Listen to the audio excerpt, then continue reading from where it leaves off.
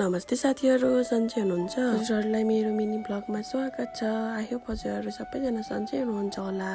म पनि एकदम सन्चै छु। आज चाहिँ हामी उता घुम्न जाउँ है। तर यो बर्खामा के है, फुलहरू हरियो है, कस्तो राम्रो देख्ने, पहाडहरू पनि हरियो देख्ने, मन एकदम आनन्द बनाइदिन्छ हौ। म चाहिँ घरमा कति बस्ने भनेर बाबु डुलाउन जाँदैछु। साथीहरू आउनु, हामी पनि डुल्न जाउँ। पानी परुम जस्तो भएको थियो, तर पानी परेको चाहिँ छैन है साथीहरू। यो ठाउँमा चाहिँ एकदम आनन्द आउँछ कि, एकदम पिस ठाउँ छ कि, शीतल हावा आउँछ, बच्चाहरू पनि रमाउँछ कि यहाँ आयो पनि। अनि म चाहिँ कहिलेकाहीँ लिएर आउँछु यसो बाबु नानीहरूसँग। माइजू चाहिँ उता जानुभएको छ, अनि म नानी बाबु चाहिँ यहाँ बसेर खेलिरहेको छु। उनीहरू चाहिँ खेलिरहेको छ, म चाहिँ उनीहरूलाई हेर्दै बसिरहेको छु।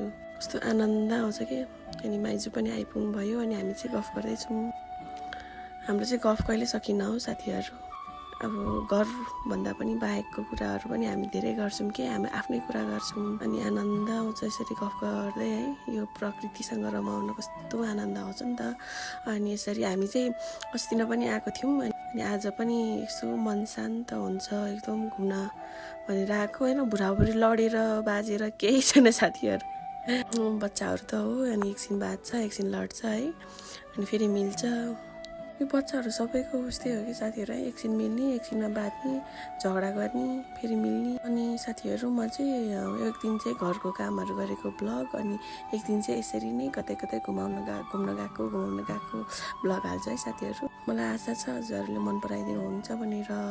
हजुरहरूलाई पनि यो ठाउँ घुम्न मन छ भने मनोकामना मन्दिरबाट 10 मिनट लाग्छ है साथीहरू। आउनुहोस् यो चौतारामा, एकदम आनन्द आउँछ, डाँडा पाखा हरियो होइन। अनि माइजूले चाहिँ बिम खिचाइरहनु भएको छ नानीलाई। अनि हामी चाहिँ फर्किने बेला पनि भयो। साथीहरू हजुरहरूले यो ब्लग पनि मन पराइदिनुहुन्छ भन्ने आशा राख्दछु।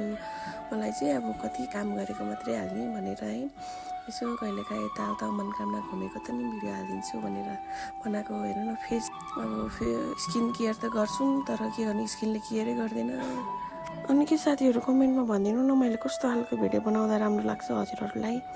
यसरी नै घुमिनेको कि घरमा काम गरेको कि है, मलाई पनि भन्नु होला, सल्लाह दिनु होला। हेर नाति नातिनाको माई हेरिराख्नु भएको छ। म चाहिँ माइजूलाई जिस्काइरहेको छु कि यो फेसले केयर नगरेर मात्र हो, नत्र फेस त राम्रै थियो नि हो।